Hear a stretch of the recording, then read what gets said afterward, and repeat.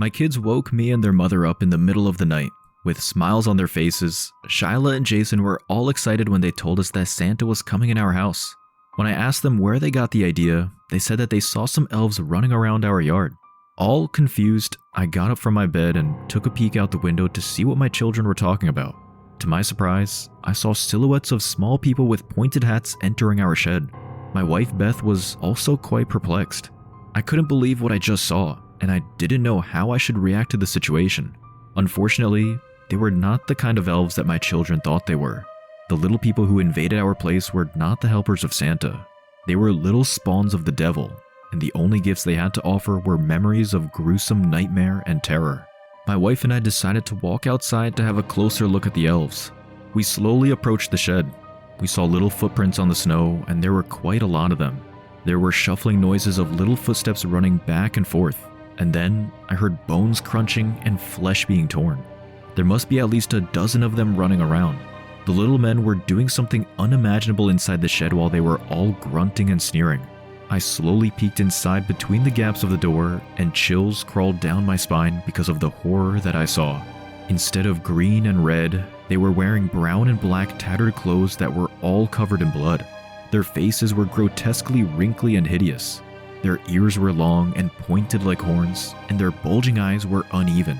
They had fangs protruding from their mouth, and their nails were black and sharp. The little men were moving pretty fast, and they were strong despite of their size. Unlike the helpers of Santa Claus, these little people were cruel and vile. They were horrifying creatures, and they were merciless. We rented a pair of deer as a surprise for the kids so they could experience to ride a sleigh on the Christmas day. Unfortunately, they were killed before our son and daughter had the chance to see them. The two gorgeous deer were supposed to pull a sled on their back, but their limbs were being pulled apart instead. With a puddle of blood on the floor, they were no longer recognizable since they were torn to shreds. The cruel little men with their pointed hats were munching on their flesh, and they were using their bare little hands to remove the hide from the disemboweled remains. Deeply horrified by the sight, I covered my wife's mouth when she was about to scream. We slowly backed away from the shed and hoped that they wouldn't notice us. However, my wife bumped our car behind her and triggered the alarm. The vile little monsters stopped what they were doing as they all turned their heads to our direction. I grabbed my wife's hand, and we ran back to the house as fast as we could. The dwarves in black and brown came out of the shed and immediately chased us. Luckily, we were able to get back inside in the nick of time. I locked the door behind me and leaned against it while the little devils were trying to power through it. Beth immediately called the police, and they couldn't believe what they were hearing when my wife told them about the situation. Regardless of their doubts, an officer was ordered to check on us. Unfortunately, the road was covered in snow, and it would take a while for him to arrive. We were on our own. We had to stop the little devils from entering the house until the officers show up. I'm a fairly tall man, and I was confident in my strength. However, these little guys were overpowering me as they were pushing the door with all my weight behind it. They managed to bend the door lock's bolt, and it wouldn't take long before they could break in. Fortunately for me, my children understood the situation and decided to help.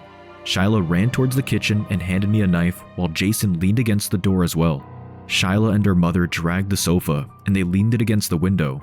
As they were doing so, Shyla screamed at the top of her lungs when she saw that one of the little devils was about to force his way in from the back door.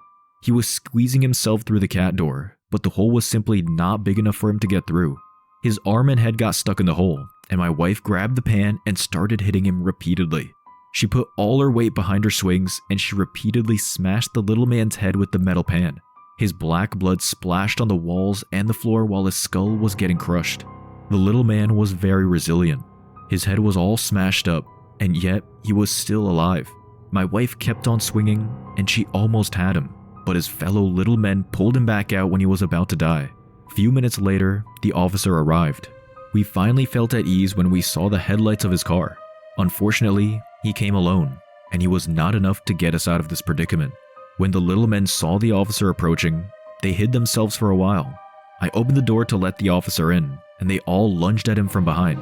They tied him up with the hose laying on our lawn, and one of them repeatedly smashed the officer's head with a rock. They sunk their nails and teeth through his flesh, and they began devouring him. While they were busy eating the officer, I grabbed the keys of my car and decided to use the opportunity to escape. My children and my wife ran as fast as they could out of the house and jumped into the car. However, the little spawns of the devil were one step ahead. Out of panic, we did not realize that all the tires were flattened. We had to run back inside the house, but some of the little men already saw us. I had to distract them and give enough time for my family to get back inside. I grabbed the officer's gun and began to shoot at them. Aside from the fact that it was my first time to shoot a gun, they were incredibly agile. They were throwing rocks at me while dodging the bullets. I was hit right on the head a couple of times, and blood came flowing across my face.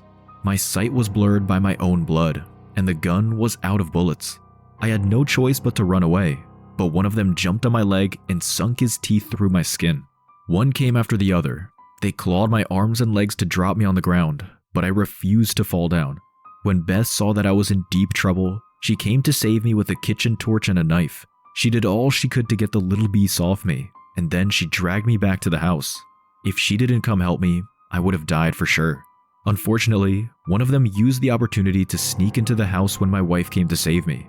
I heard my children screaming in fear at the second floor. My wife and I immediately ran to our kids. Shyla and Jason locked themselves inside the closet, and one of the little beasts was clawing his way through it.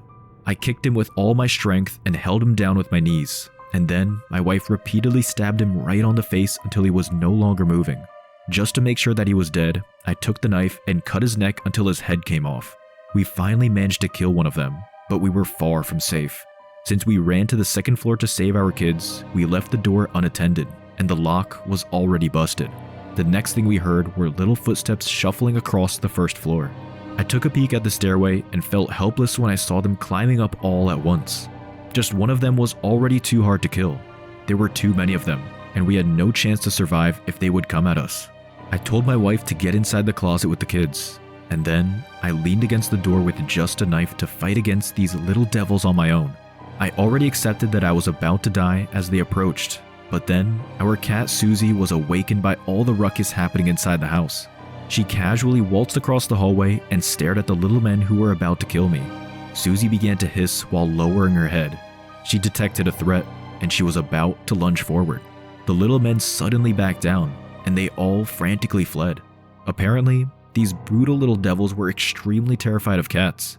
My life was unexpectedly spared by our cat, who couldn't care less about what was happening around her.